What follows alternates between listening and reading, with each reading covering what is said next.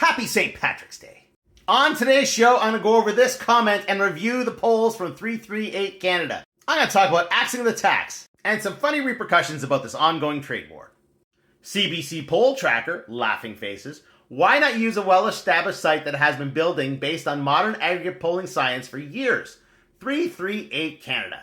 They have a predictive accuracy of 89%. So let me take you back to last week. As you've seen, polls have been shared from different sources across social media.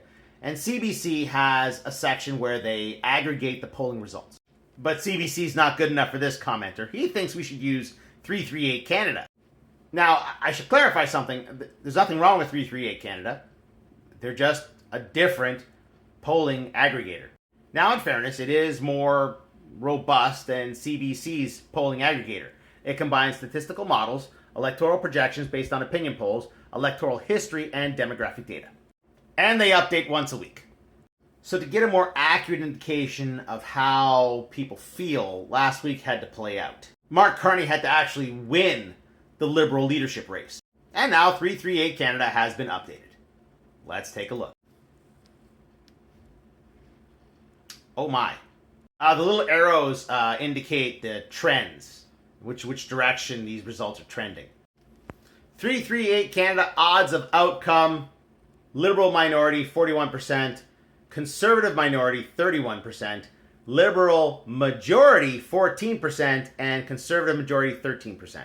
Now, when I made my video last week, I said the Liberals were going to win a majority, okay? And the CBC aggregator gave that a 4% chance of happening. 338 now gives that a 14% chance of happening.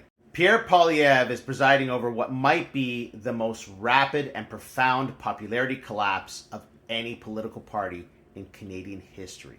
Mark Carney's first official action as Prime Minister was to axe the tax. Many of you would like to contradict this action by saying he only reduced it to 0.0%. What does it mean to axe? To abruptly eliminate, dismiss, or reduce something.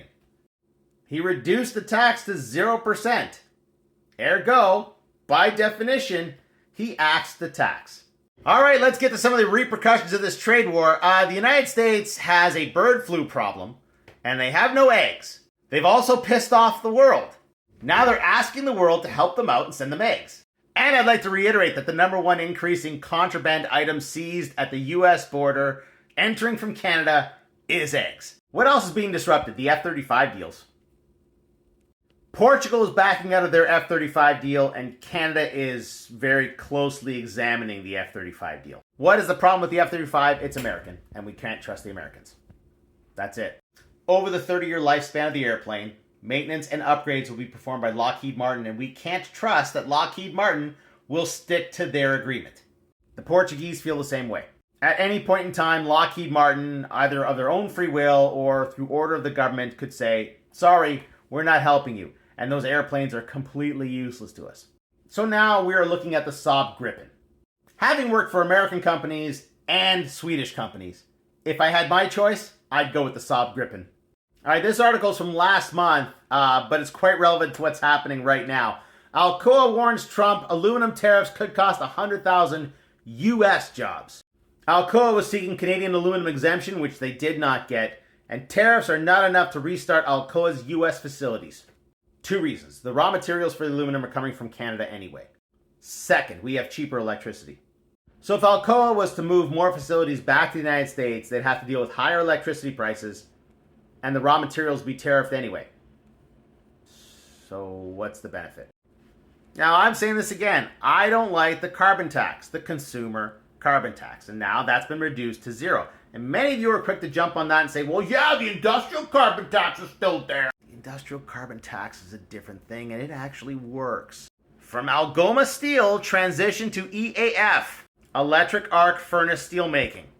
In 2022, following a comprehensive risk assessment and stakeholder engagement process, Algoma began construction on 2 state-of-the-art electric arc furnaces. One of Canada's issues is GDP per capita. This increases GDP per capita. What does the electric arc furnace do? It increases product quality, it increases production, and it reduces carbon emissions by 70%. Wait a moment. Didn't Mark Carney have an Irish passport? Maybe he's the leprechaun that's going to bring Canada its pot of gold.